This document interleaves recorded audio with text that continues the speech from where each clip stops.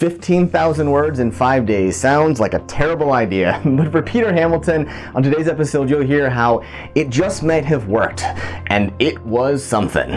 You look so much more rested than the last time I saw you. Yes. You look like a new man, no glasses, hair looks like, properly coiffed. I've gotten a little more sleep. Yeah, you look a little better. But you made it. You did make it. I have to admit, I was a little nervous because about a week before, you were sitting at 7,000 words? Yeah, 6,700. Yeah, and 6,700. Yeah.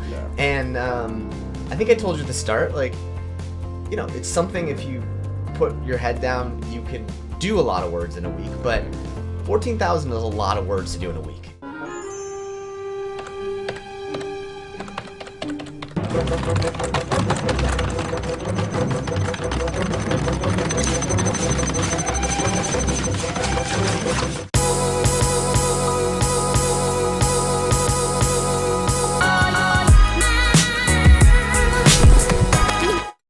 Creating something can seem enormous, and for most of my authors, we wind up having a pretty big milestone along the way where we have them create about 20,000 words of stories.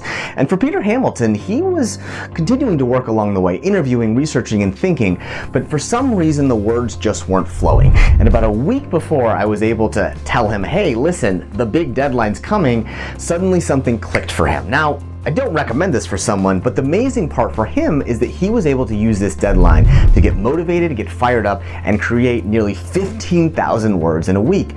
Now, why is this interesting? Well, the interesting thing about it is that Peter wasn't just sitting there doing nothing. He was learning, he was interviewing, he was getting the depth that he needed so that when he was motivated to write, it flowed like a river. And so sometimes procrastination isn't necessarily a bad thing.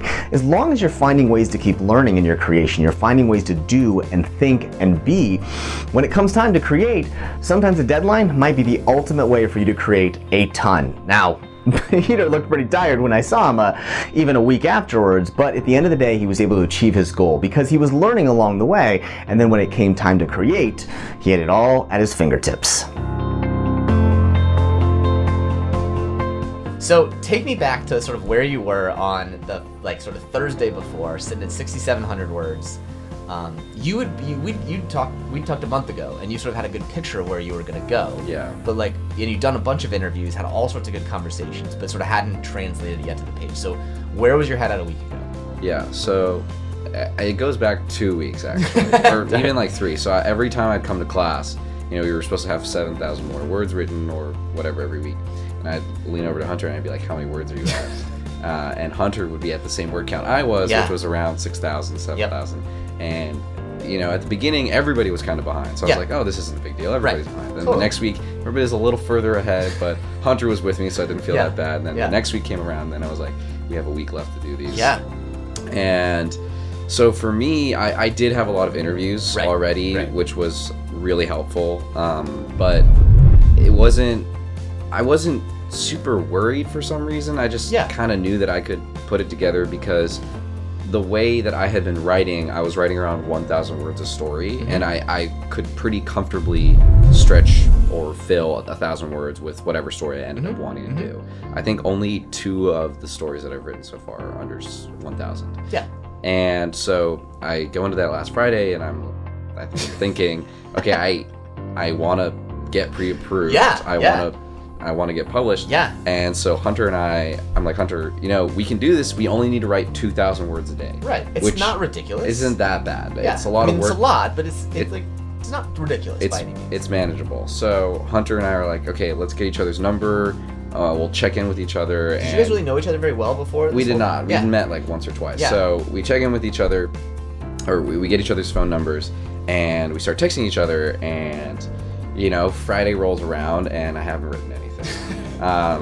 And Hunter's like, yeah, I'm at 8,000 words now. Saturday rolls around, I haven't written anything. Hunter's like, yeah, I'm at 10,000 words now. Sunday rolls around, and are your competitive juices starting to flow at this point? I was getting a little worried. He was getting further ahead. Was it like a were gonna support each other? Or was there a little bit of like competitiveness? It started off as like we were supporting each other, Yeah. but I reached a point in my mind where I was like, he is way too far ahead of me right now. I Yeah. need to kind of catch up. Yeah.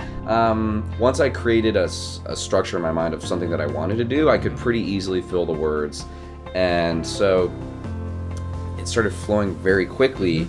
And next thing I knew, I was texting Hunter every 2,000 words saying I'm at 12,000. He's like, I'm at 14,000. Then we caught up, and then I passed him on. So you're like, dude, yes, Yeah. I've done it. So I passed him on Wednesday night. Right. I was sitting in McDonough School of Business on the fifth floor in the very far corner, just on a chair. I had scavenged for food around campus because everything was closed. Yeah. And what brought me over the edge with him was I was writing about environmentalism and the conservative's guide to environmentalism. And so that moment I just felt a sense of relief because I was like, I'm really close. Yeah. I'm 4,000 words away. Yeah. And you're on pace at that point. Yeah, right? You're right on pace. I was on Or pace. Maybe. So, well, I woke up Thursday morning at 16,000 words. Got it. Yeah. And we were gonna meet at like 2, so you basically had between. Well, maybe not even that much time because you're supposed to be done by that morning, right? Friday morning. So you had like 18 hours and 4,000 words. yes, for that week, I wasn't a student who was writing a book. I was a person who was writing a book who also happened to go to class. Like I would go to class and I would be writing my book. And Apologize to all the other professors who this week was not a good week for Yeah. Mr. Hamilton here.